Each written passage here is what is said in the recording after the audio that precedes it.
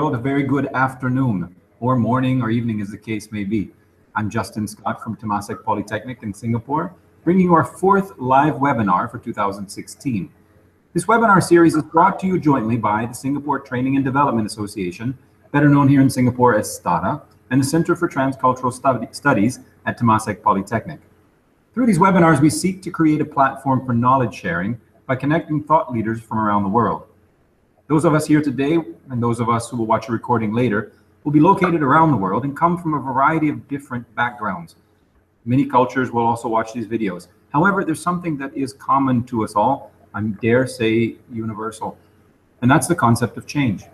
Now, even 2,500 years ago, people were already discussing change.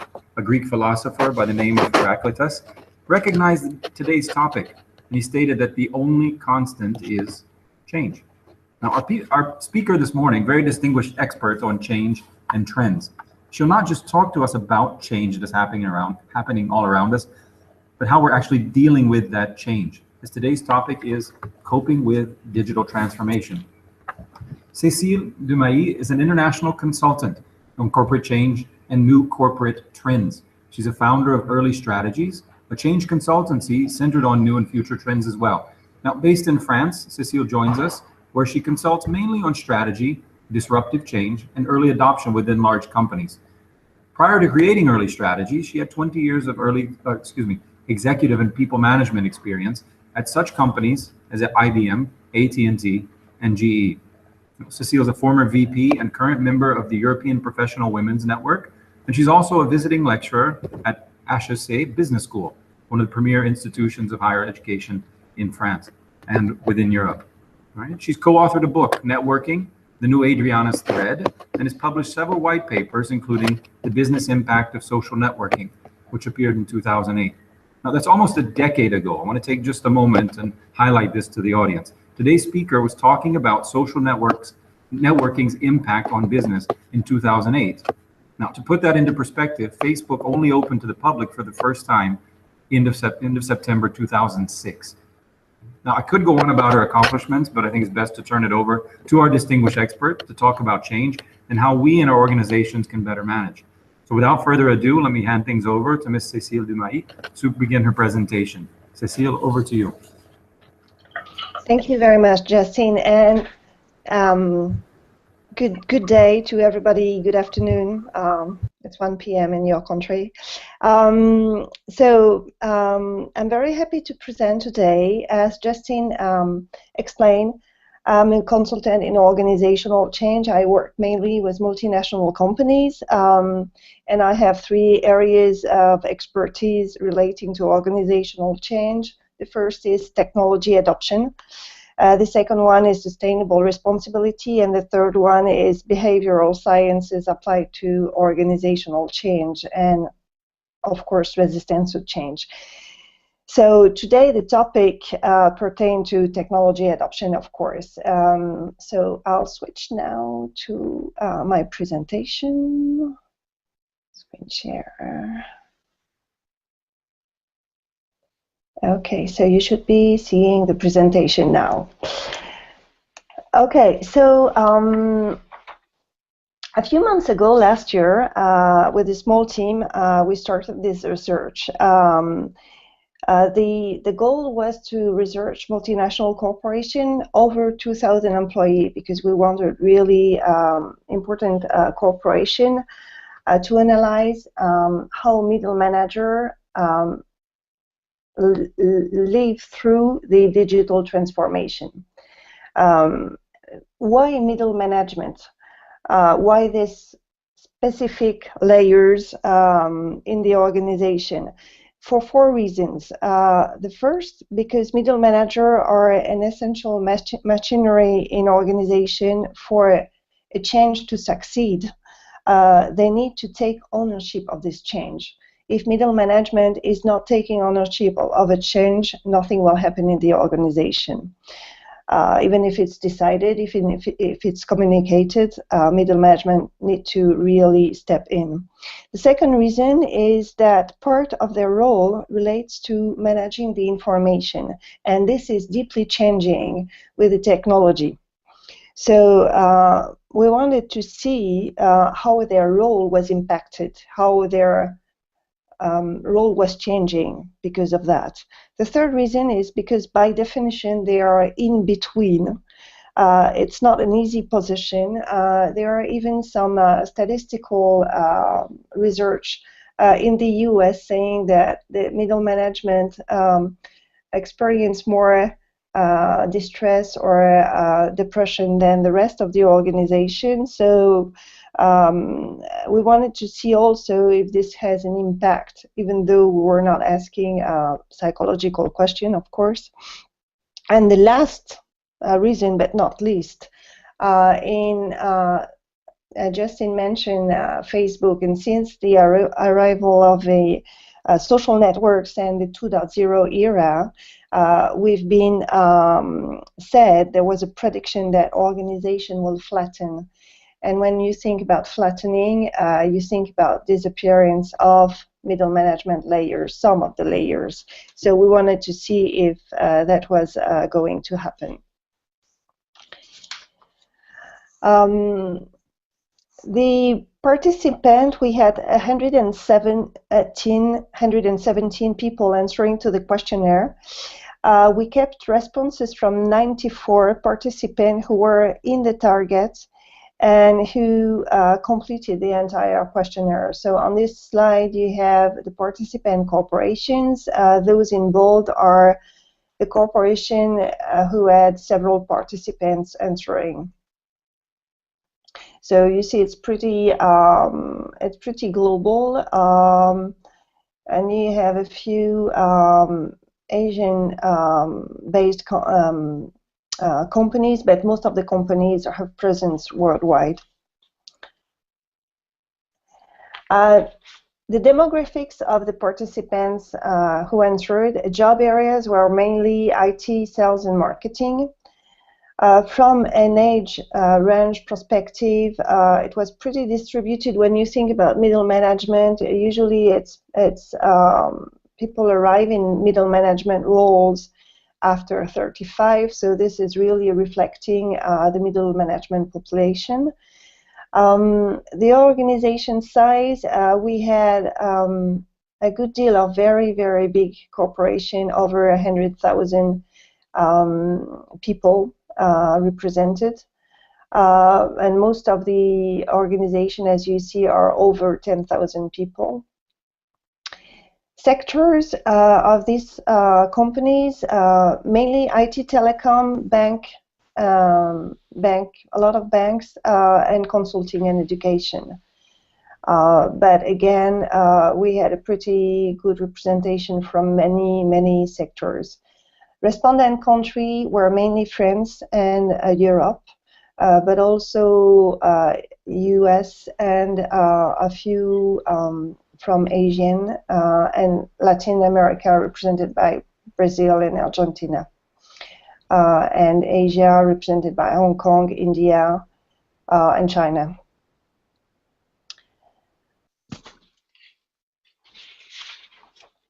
So the questionnaire we used was mainly qualitative.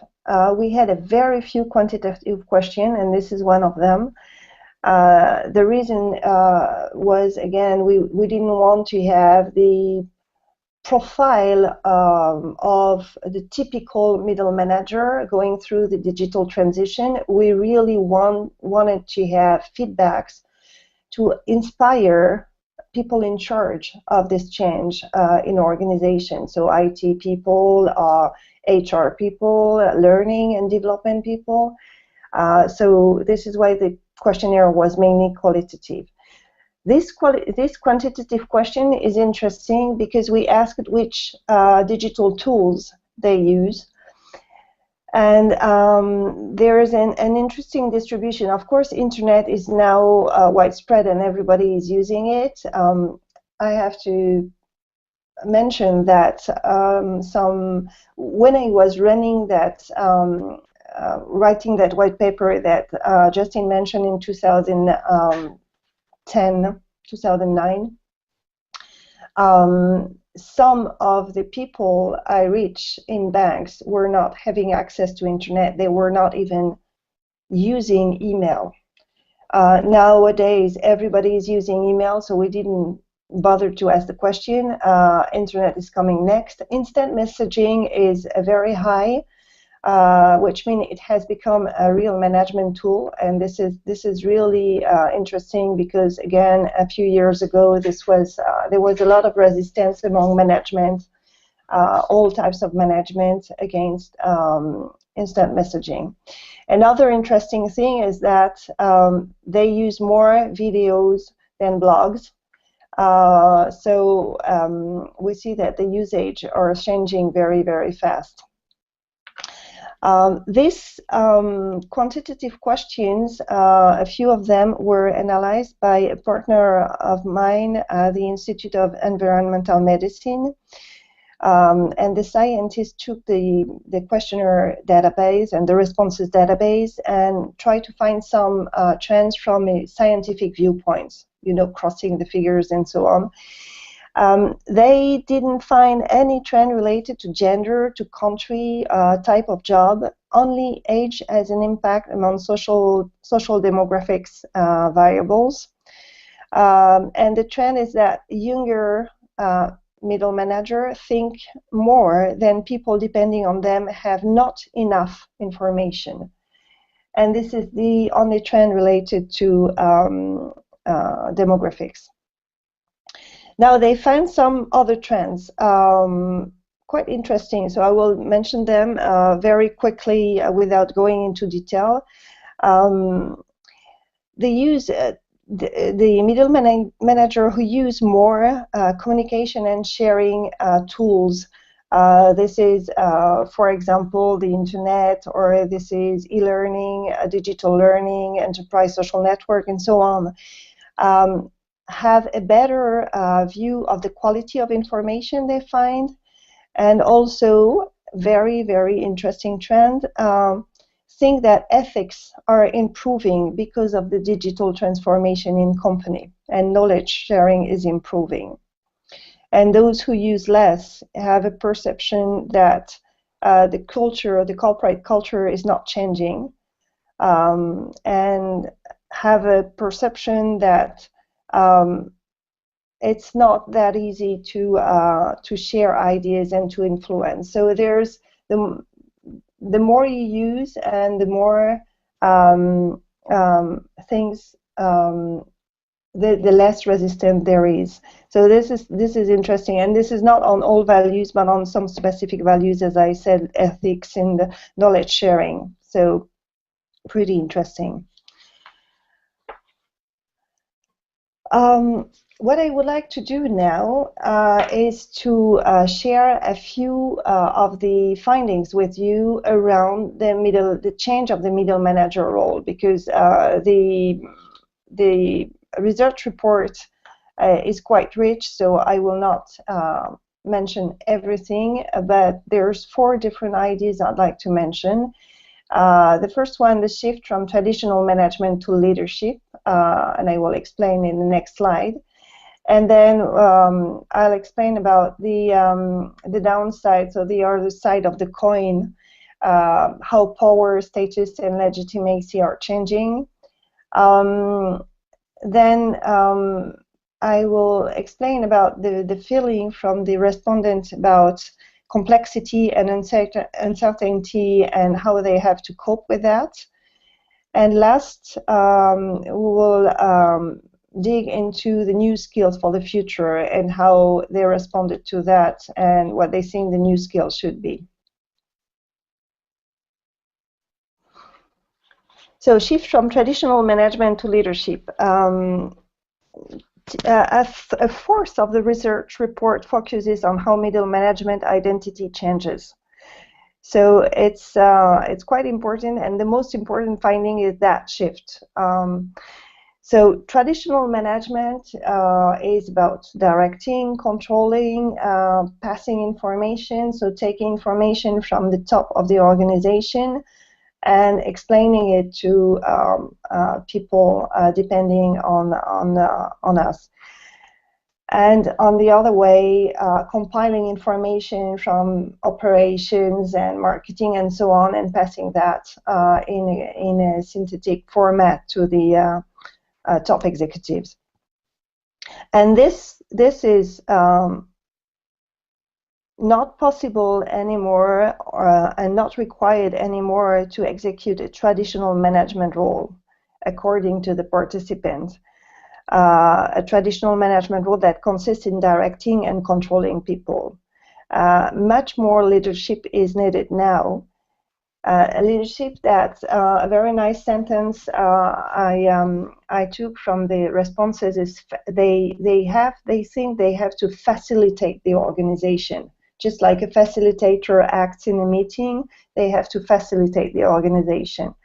They think they have to be exemplary, they have to be a sponsor, they need to motivate, to convince employees, to influence them. So it's not just saying do this and do that and controlling, it's really motivating them. There's no authority in the game. Well, authority is much more subtle. It's not just ordering. And you have on the right, you have two verbatims that were written by the participants, which are typical, and middle manager need to reinforce what makes them outstanding. So it's not a given anymore. They have to really lead their teams. The thing that they totally see that the information and knowledge sharing has deeply changed. It's not just doing it, it's really activating the networks and activating the people to share information. I have to say that most of the respondents were quite happy with this change, even though they think it's not that easy, and you'll see why in the next slide. But some of the respondents were really resistant and happy with having to go away from some form of authority. So the transition seemed a little bit abrupt. So the second point I wanted to mention is that the power, status, and legitimacy are changing. They are not a given anymore. As I said, there's no authority is not something they use bluntly anymore. When you think about information sharing and the role of management about information, in the 80s, that's a long time ago, and some of us were already working at that time, a manager was retaining information. People had to ask for the information, and management was giving the information to people who had an agreement to have the information. So that was really retained information. In the 90s, it was a little softening, but management controlled the information. They distributed it, but partially and to specific people, specific information to specific people. In the 2000s, it was more about communicating, and the social network arrived in 2004, 2006, and so on. But that was more communicate the information and translate the information so that everybody understand the information, even though everybody did not know the whole background. In 2008, when I did that white paper, that was really sharing the information, and more than that, helping people to find the information. So directing them on where to find the information. So the manager was starting to have kind of a role of expert about information and where to find the information. And in the future, it's shifting again, and it's quite a big shift, because it's more now encouraging the people to produce information and to produce valuable information, because there's too much information around. the other side of it is that nowadays information is everywhere. So it happened that some people find information before their manager. And even before their manager is aware of the information from the executive officers. So middle manager have to answer some question without knowing the information and without knowing what the executive committee what the strategy is or what the tactical answer is.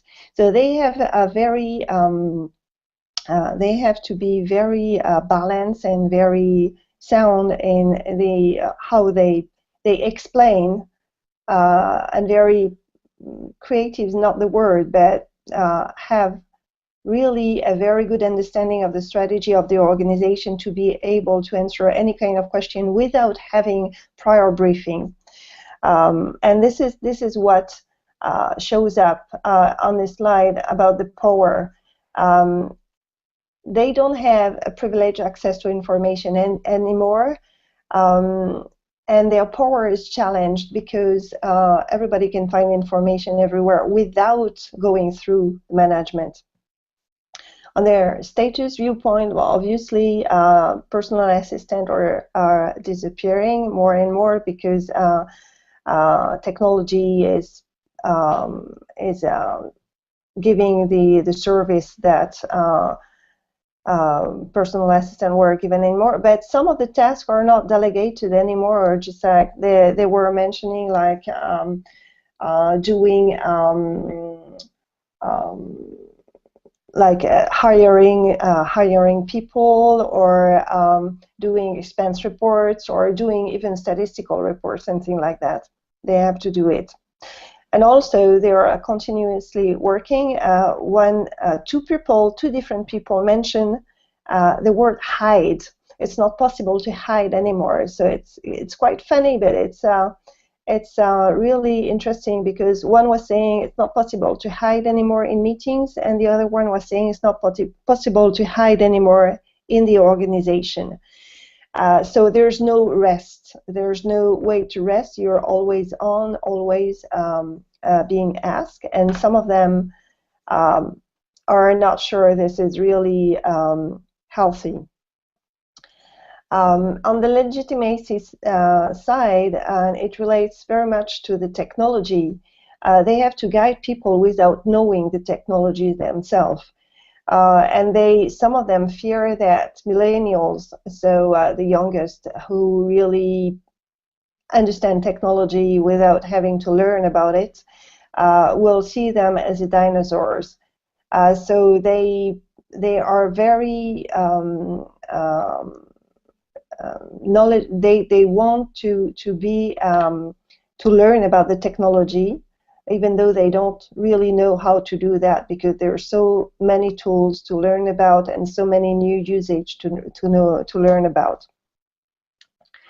So that kind of the background on the identity change of middle managers. The third point I wanted to mention is this new organizational focus on managing more complexity and uncertainty. This showed up in mainly three questions. One was what is the digital transformation changing to your role? The second one was about visibility. That's the graph you have on the top, and the third one was about influence, the graph you have on the bottom. So complexity shows up in practical issues such as new processes that are not explained, that are created but not explained, or a need to determine a beneficial digital scenario for a team. So it's very, very practical, but very, very complex, because there's no prior education about that. You have to be very creative and very holistic in a sense, know about many, many different things.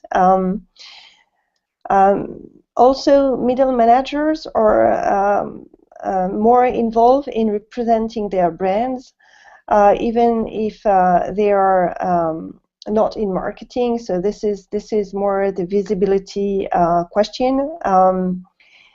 On the visibility question, they mention a lot of let's say challenges they have to face. So this one, like representing their brand. Another one was that they are responsible for their teams. Whatever their team are doing, they have to know about it and to be the one responsible in front of the organization. They are more accountable. They are more exposed in the sense that they have to represent the strategy. So if contributors, their people in their team do not agree, they are the one accountable. So they see, most of them, we had a half-half. So half of the respondents being quite happy with this visibility and exposure increase, and half of the people not being happy. So it's where I said it's not easy to like I was asked by some newspaper, what is the typical profile of the middle manager? There's no typical profile. There's lots of feedbacks, very interesting and very useful to plan for strategy, to plan for learning and development, or to plan for talent management. Influence viewpoint, the question on influence, they mentioned that sharing is easier, but it does not guarantee that people are listening. So the tools are useful, but you need to find the very special ingredient for the people to listen to you. And when influence happens, it does not mean that implementation will follow. So it's challenging exercise to influence. It's not because you have the tools that you can influence. It's how you use them and how you feed them. Okay. So now about the last topic I wanted to mention. We had a question on which was what skills do you think middle manager need in the corporation of the future? And we analyzed this, the answer from, we tried to find out what families of skills, and as you see on this slide, people-oriented skills came first. And this was very intriguing for us. Because task-oriented skills, learning about the technology, learning, I'll give you a few examples later, but came second, and we were expecting them to came first. And organization-oriented skill came third, and we were expecting them to came second. So very interesting findings. To give you example of what we have in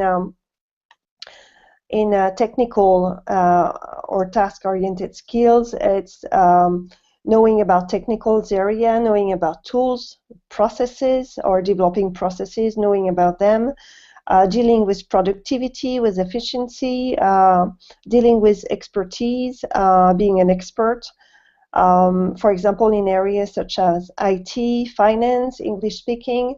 And it was interesting that they were mentioning many different areas, and areas that were not in their job description.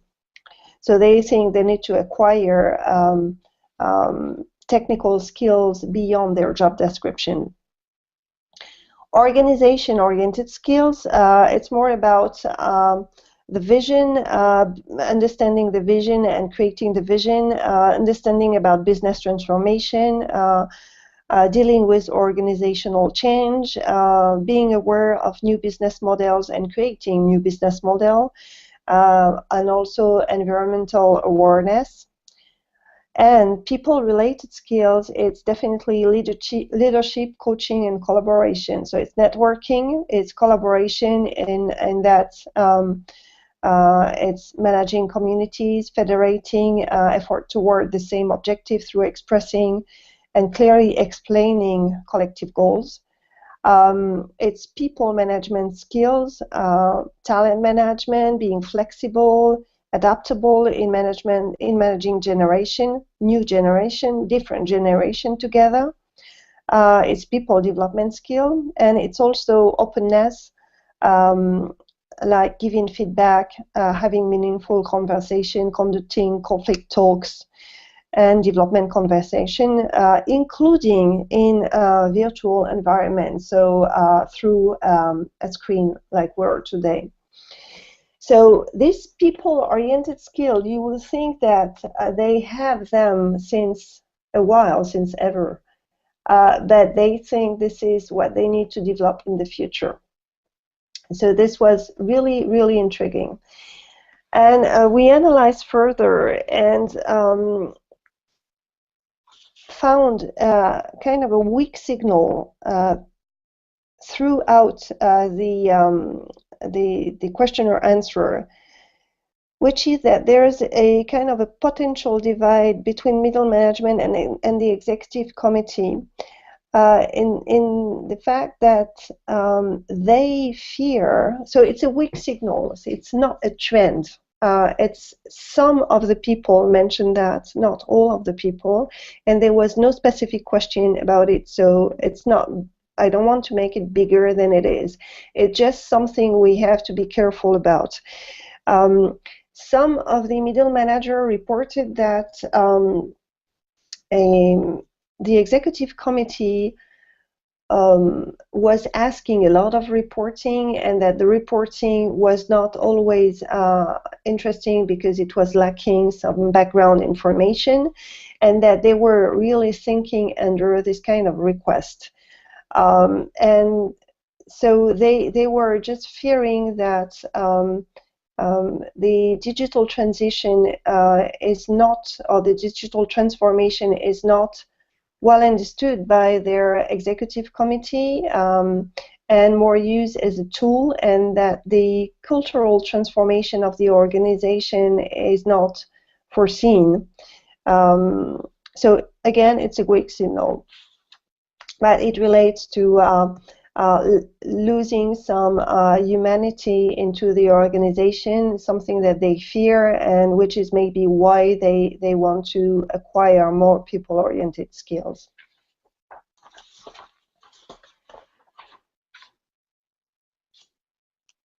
So I'm a little ahead of the timing. Sorry for that. We'll have more time for questions. I just wanted to mention that the full report is, of course, richer than these 4 different topics I mentioned. You see the table of content here. So we had lots of questions about, and since I have time, I will maybe mention some of them.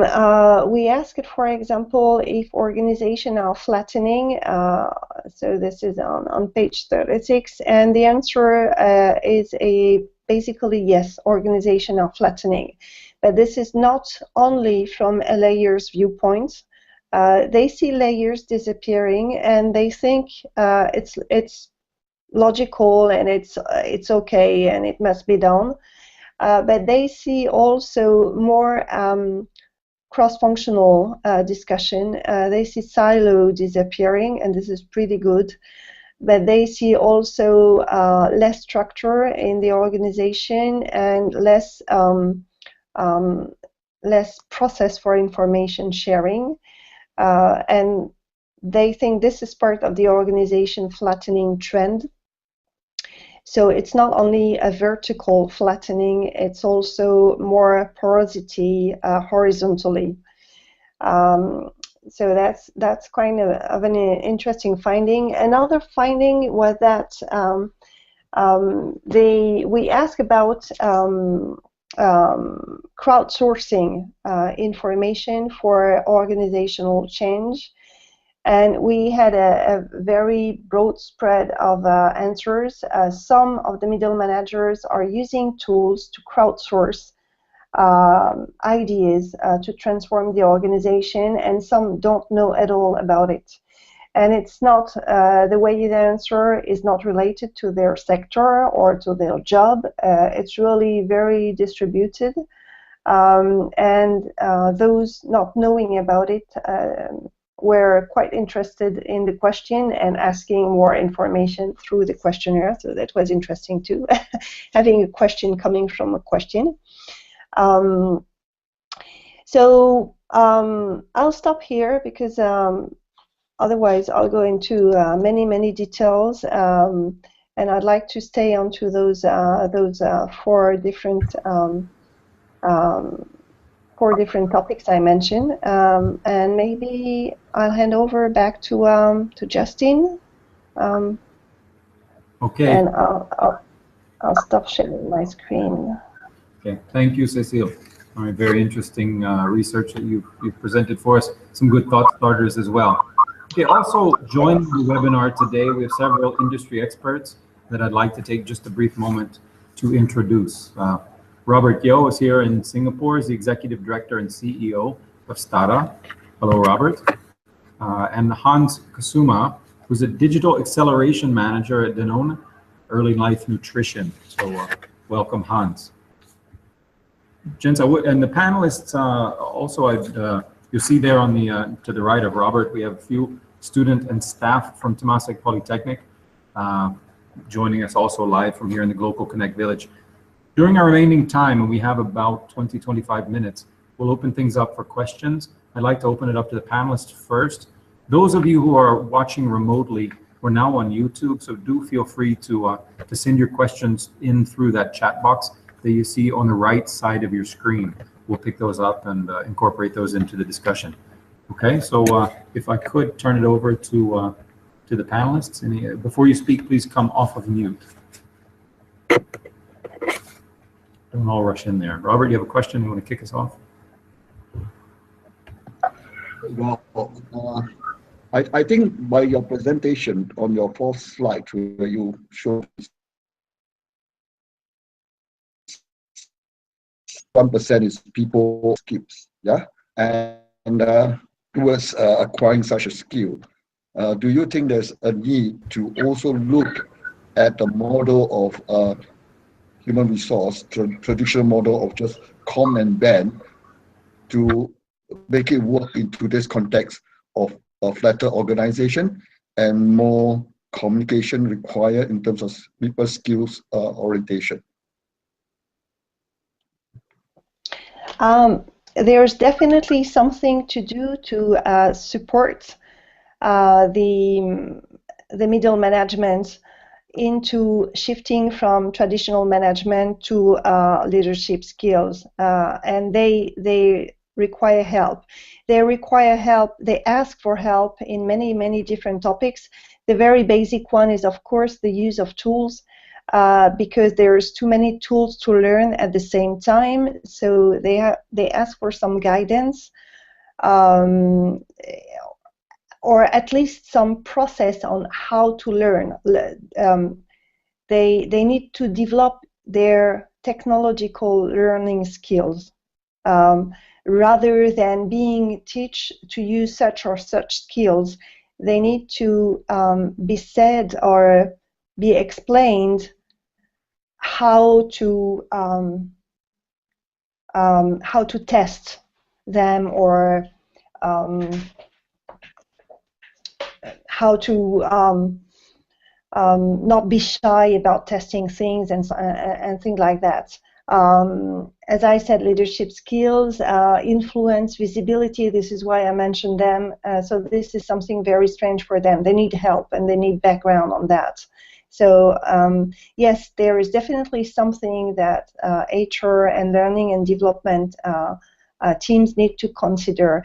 After this, the publication of this report, I did some workshop with the bank here in Paris, and the workshop was about leadership skills. It was not about technology specifically. It was really about how leadership is changing and how we define the new leadership. So I don't know if it's answering your question, but yes, there is definitely things to take from the study to help define differently or add new topics into the strategy of HR and the strategy of learning and development.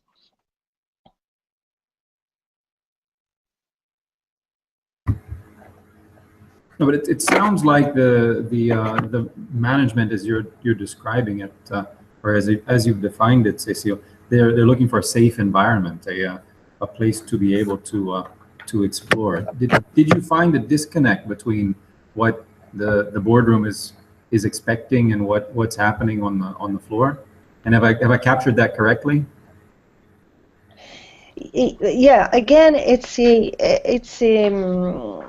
it's not a trend, it's a weak signal. So I want to mention that because everybody is jumping on that.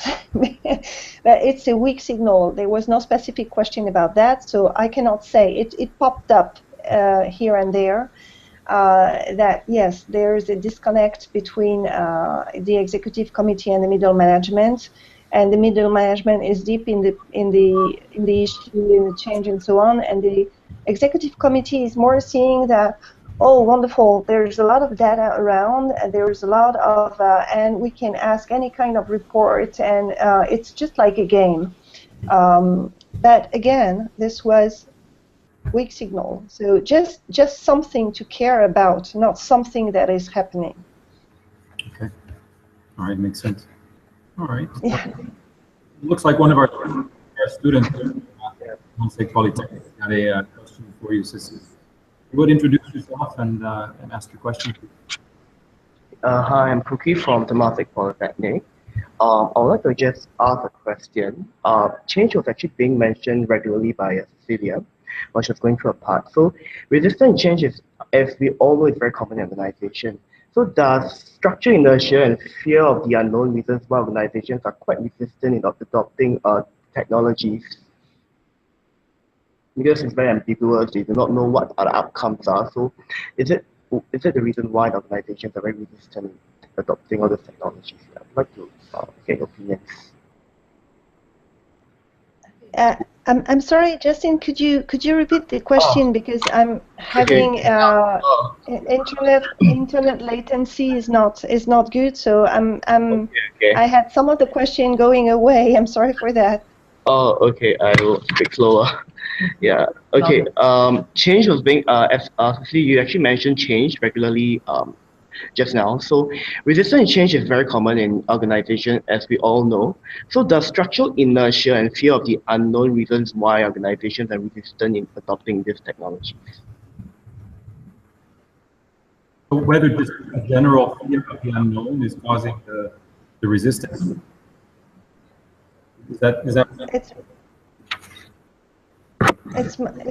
It's about the resistance to change. Yeah. Well, resistance to change is something that always happens. It's just because we're just human. We're just working and developing habits, because it makes us faster, it makes us more efficient, and so on. So when you have to change something, you have to unlearn and then relearn something new. So resistance to change is definitely something that is human and everywhere. I'd say that there's no, from the digital transformation, there's pretty less resistance to change than in other kind of transformation, like merger and acquisition, for example, or like changing a strategy and a company creating different products and so on. There's always resistance to change. From the digital transformation, the resistance to change is a bit different, because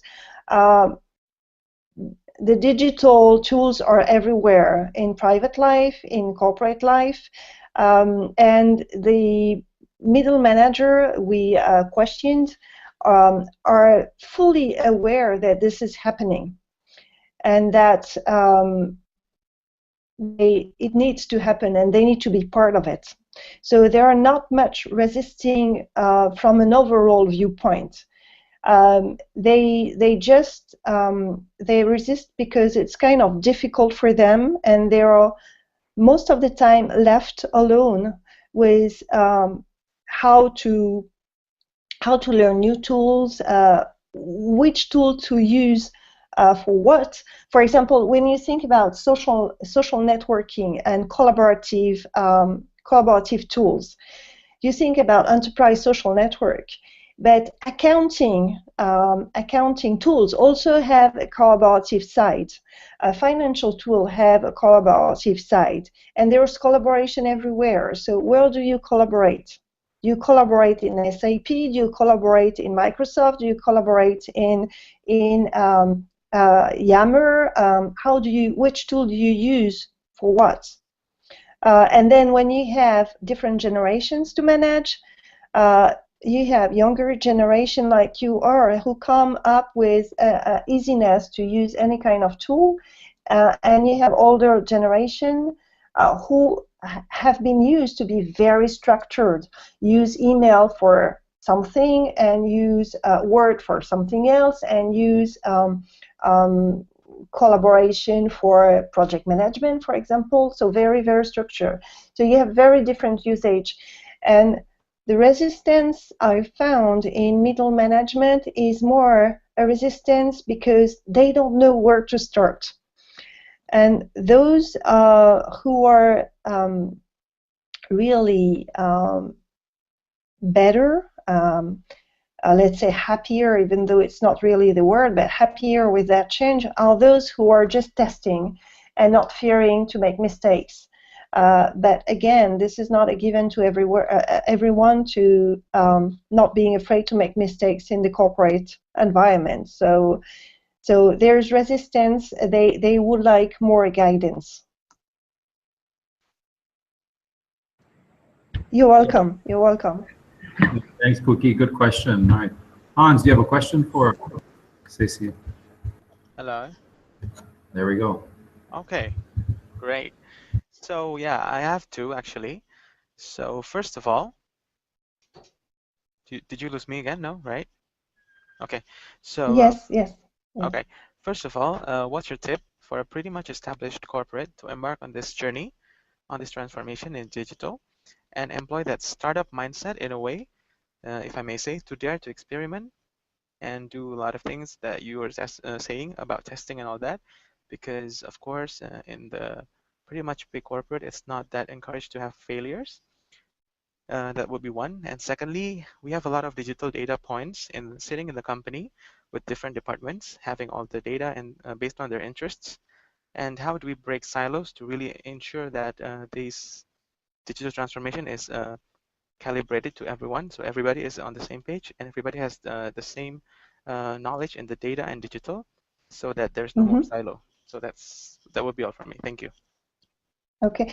Can you just repeat the first question? Sorry. The second one is about breaking silos in data points. Yeah, that would be the second. The first one would be, what's your tip for a pretty much established corporate to embark on this transformation and to have that kind of startup mindset to dare to experiment, do testing and all that? Okay. Very, very interesting question. I think it all relates to the corporate culture. And the corporate culture can be very, very different from a corporation to another. There is some corporate culture where what we call intrapreneurship, which is entrepreneur but inside the company, happens pretty well. And there are some other companies where it does not happen. So I would say, and this is something in change management we do very often when we have to deal with a broad change, analyze the corporate culture and find out which lever we can find inside the corporate culture. Corporate culture is something you don't change in just a few months. So you have to deal with it and to play with it and to use it. And you have to find how within the corporate culture what you can use to help your change.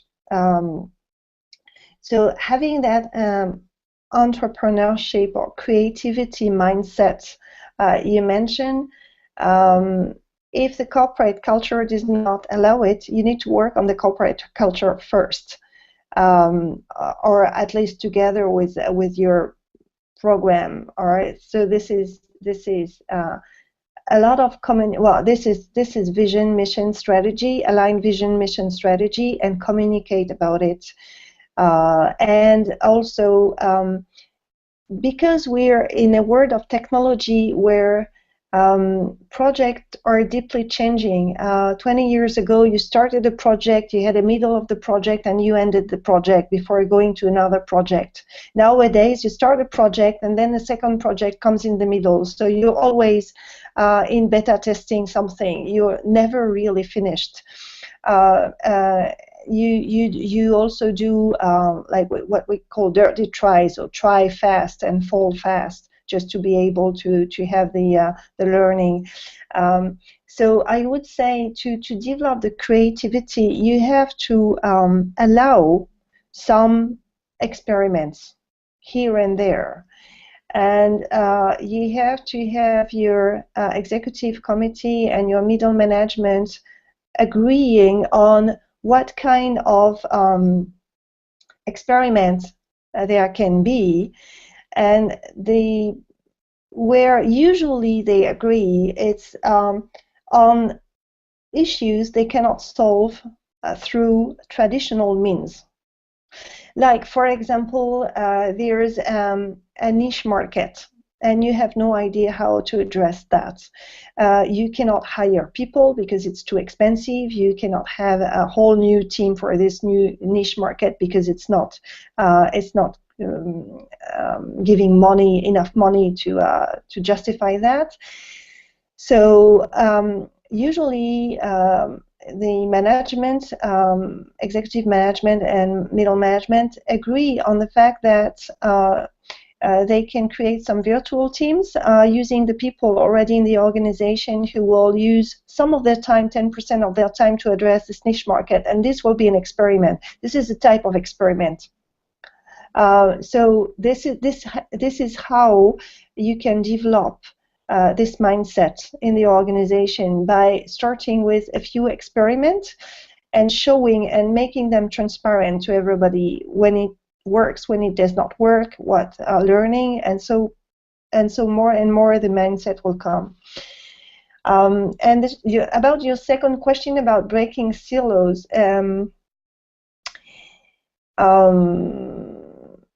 having the corporate social network, the enterprise social network, is definitely useful, and using it is useful.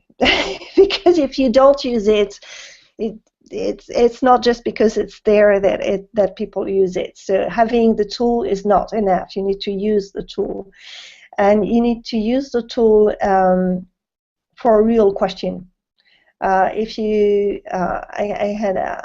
I worked for a corporation like this where they were saying just you have to use. So everybody was going into the corporate social network and saying I'm here and that's it, and nothing was really happening because no real topics were put into that social network. So you have to really use it, and it's again the same thing.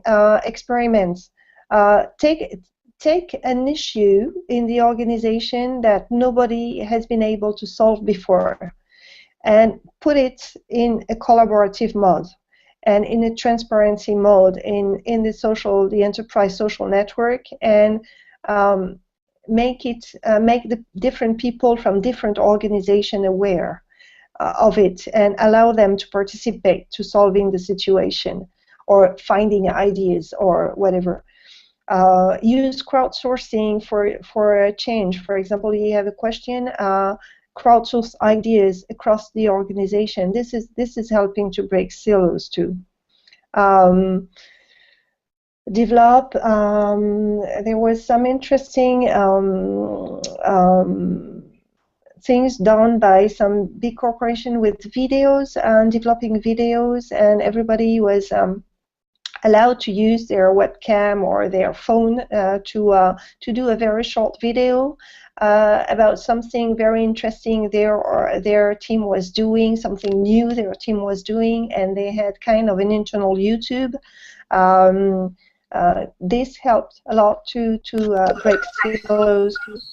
So you have different examples like that. So I can, yeah, there's many examples I could mention, but I'll stop there because otherwise it will be kind of a dictionary. So, but experiments. The answer to both of your question is experiments. Experiments and find out the small question. That does not need to be a big question. It should not be a big question, otherwise it will not be an experiment. But find out an issue which is interesting for the organization and do an experiment about it through the collaboration and collaborative tools. Okay. Cecile, we had a question from one of the viewers at home asking, not at home, outside, that asked if there's any of the companies that you would brag on, any company that you could point to that's saying is leading this area, doing a really outstanding job in managing the digital transformation culture. Usually technology, IT company and technology company are ahead of the curve because it's their job. They are in the technology, so telecommunication, IT companies, and so on.